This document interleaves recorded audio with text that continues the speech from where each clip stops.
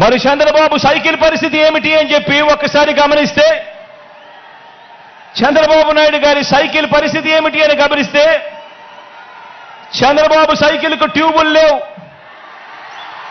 చంద్రబాబు సైకిల్కు టైర్లు లేవు,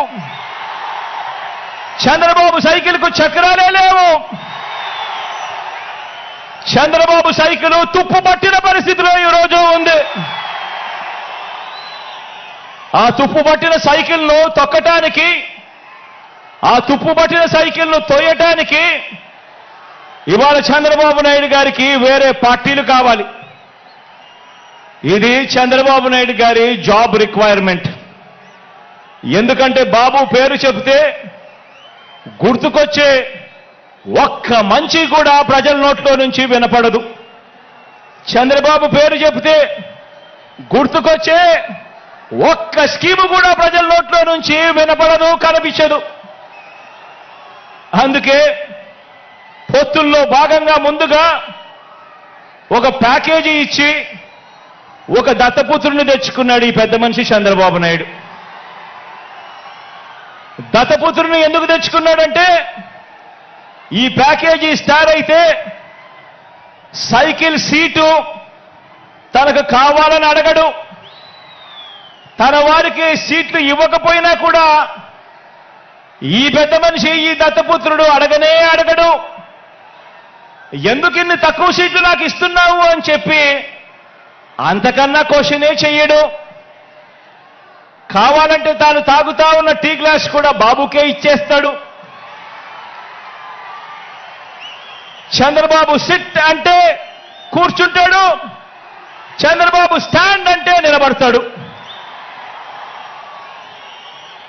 సైకిల్ను ఎప్పుడు దిగమంటే అక్కడ దిగుతాడు, ఎప్పుడు సైకిల్ను తోయమంటే అప్పుడు తోస్తాడు. పొత్తుల్లో ఉండమంటే పొత్తుల్లో ఉంటాడు, విభేదించినట్టు డ్రామాలు ఆడమంటే రక్తి కంటిచ్చే డ్రామా కూడా ఆడుతాడు. వెనకటికి చంద్రబాబు నాయుడు లాంటి నాయకుడిని ఎవరో అడిగారట.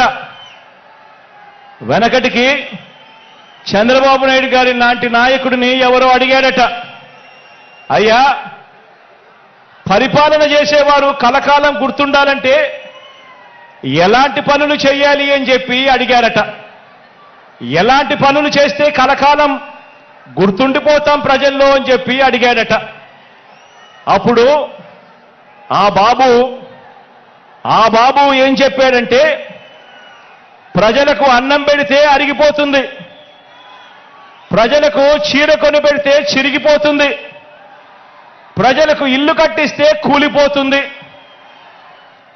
కర్రు కాల్చి వాత పెడితే మాత్రమే ప్రజలకు కలకాలం గుర్తుంటుందని ఆ బాబు చెప్పాడట. ఈ 14 ఏళ్ళు సీఎంగా ఉన్న బాబు కూడా అలాంటోడే. 14 ఏళ్ళు ముఖ్యమంత్రిగా ఉన్న ఈ చంద్రబాబు కూడా అలాంటోడే. అదే చేశాడు.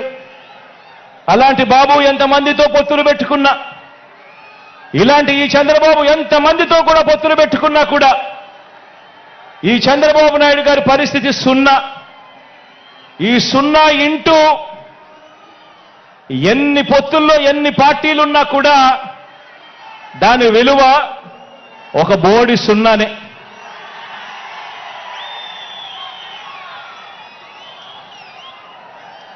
ఆశ్చర్యం ఏమిటో తెలుసా, ఇప్పుడు చంద్రబాబు నాయుడు గారు ముగ్గురితో కలిసి పొత్తు అని అంటా ఉన్నాడు, 3 పార్టీలతో పొత్తు అని అంటా ఉన్నాడు. ఈ ముగ్గురు కలిసి 2014లో ఇలానే పొత్తుగా ఏర్పడి, ఈ ముగ్గురు కలిసి ఇలానే పొత్తుగా ఏర్పడి 2014లో ఒకే స్టేజ్ మీద కూర్చొని వీళ్ళంతా కూడా భాషణలు ఇచ్చారు, మీటింగులు పెట్టారు. ఒకే ప్రకటనలో ఇలా ముగ్గురు ఫోటోలు వేసి, ఒకే ప్రకటనలో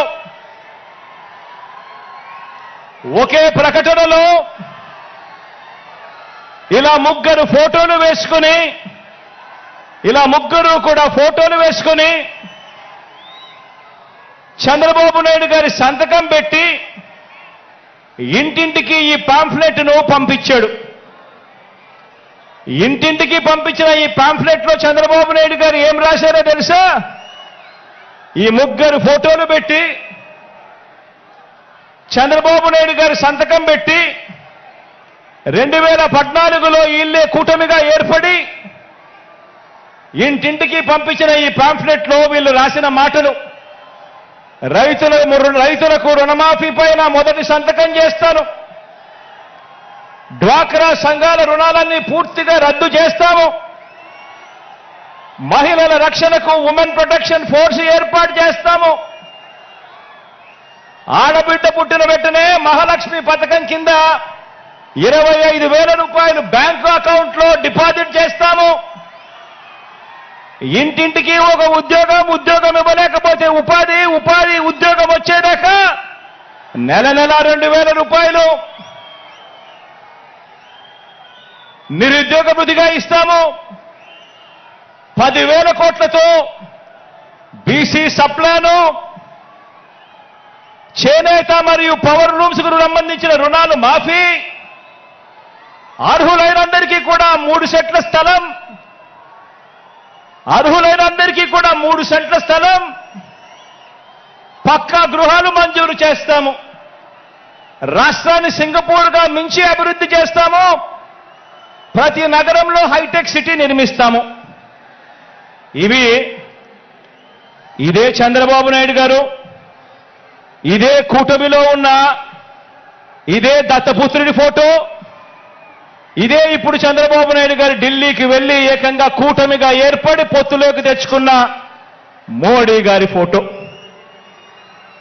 వీళ్ళు ముగ్గురు కలిసి చంద్రబాబు నాయుడు గారు సంతకం పెట్టి ఈ ప్రతి పాంఫ్లెట్ను కూడా ప్రతి ఇంటికి చంద్రబాబు నాయుడు గారు పంపించాడు. ఇందులో ఇచ్చిన హామీలు ఏవైనా కూడా అమలయ్యాయా అని అడుగుతా ఉన్నాను. ప్రత్యేక హోదా ఇచ్చారా అని అడుగుతా ఉన్నాను.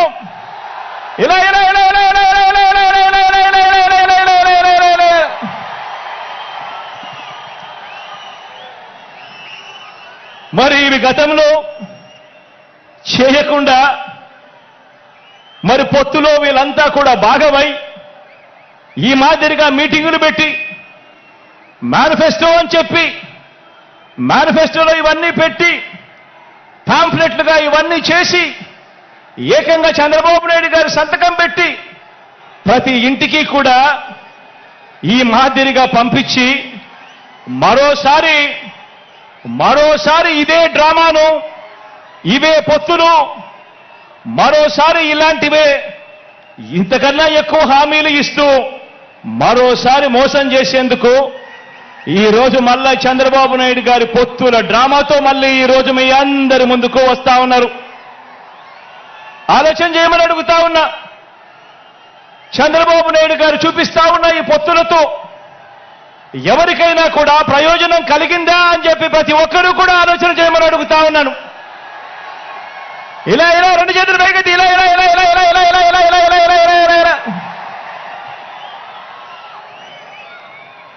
ప్రజలకు ఏ ఒక్కరూ కూడా మంచి చేయకపోగా ప్రజలకు మంచి చేసిన జగన్ను టార్గెట్ చేయడానికి మాత్రమే వీళ్ళది ఏకైక ఎజెండా ఈ రోజు కనిపిస్తా ఉంది. ఆలోచన చేయమని అడుగుతా ఉన్నా. చంద్రబాబు నాయుడు గారికి అధికారం ఎందుకు కావాలి అనంటే ప్రజలకు మంచి చేయడం కోసం కాదు, ఎన్నికల మేనిఫెస్టోలో చెప్పింది చేయడం కోసం కాదు. చంద్రబాబు నాయుడు గారికి అధికారం ఎందుకు కావాలి అనంటే కారణం ఆ అధికారంతో ప్రజలను దోచుకునేందుకు పంచుకునేందుకు మాత్రమే చంద్రబాబు నాయుడు గారికి అధికారం కావాలి.